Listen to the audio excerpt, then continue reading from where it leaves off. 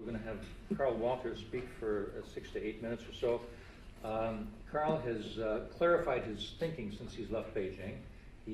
His previous ideas about China were created in the muck of Beijing era, and now that he's living up the Hudson River a little bit, I'm sure everything has become a lot clearer for him. But Carl, we've known each other since graduate school days at Stanford, and he's got a terrific understanding of Chinese politics and economics, and has the inside view of a banker, having operated in China at various capacities. I won't give the full bio because you have that in your material already. But Carl, why don't you lead off and tell us what's really happening in China? I wish I knew. But I was glad to see John coming back after more years in Beijing than you could even count. And it's a pleasure for me to have gotten out earlier so I didn't have to explain why I spent so long there. Because both he and David Dollar are long-time Beijing residents, as I was. Do I need it? I don't think so, right? In order to stay out of trouble in China in the summers when my family was back in the air in New York City, I wrote a book, and that's gotten me into a lot of these kind of conferences. I won't say I got into trouble. It's been translated twice into Chinese, one expurgated and one unexpurgated. And it's true, I've thought a little bit more about what I've seen there since I've come out. And I think when you're looking at current history, you definitely get a better perspective if you have a little bit of distance on it. But the more I look at it, and I don't know if you've seen the slides that got Malcolm sent around last night, or a couple nights ago. There's a slide in there that shows the Chinese banking system's total assets over the last 6 or 7 years. And I just don't understand how you can go from how a small $60 billion stimulus package from late 2008 can drive your banking system to have assets in excess of the total assets of the American banking system in 4 years. I don't understand how that can happen if you're a banker. So the more I look at that sort of a picture, the more I really think that not only was the last administration, the Chinese administration, government administration, a failure. Not only was it a failure, it was a big failure. And what they will be remembered for is this huge burden that's been left to the current government to try and clean up. But it's more than just that economic burden. It's also this Wild West mentality of the 10 years leading up to the Beijing Olympics and before Lehman's collapse.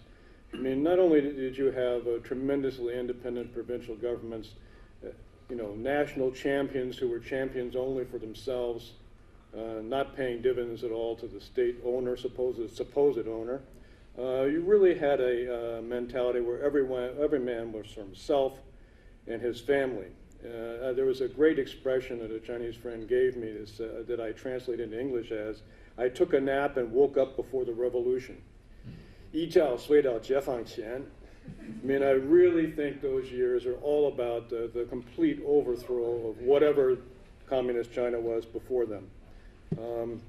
And the stimulus really exacerbated that. I think Wen Jiabao, Hu Jintao panicked after Lehman Brothers went down.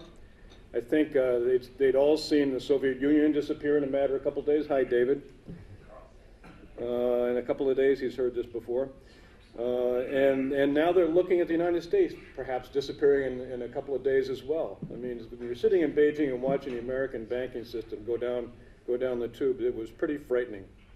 And for them, that was really, not only had they lost the Soviet model, now they're in the process, it seemed, of losing the Western-style banking capital markets model, which is what they've been following for the last 10 years.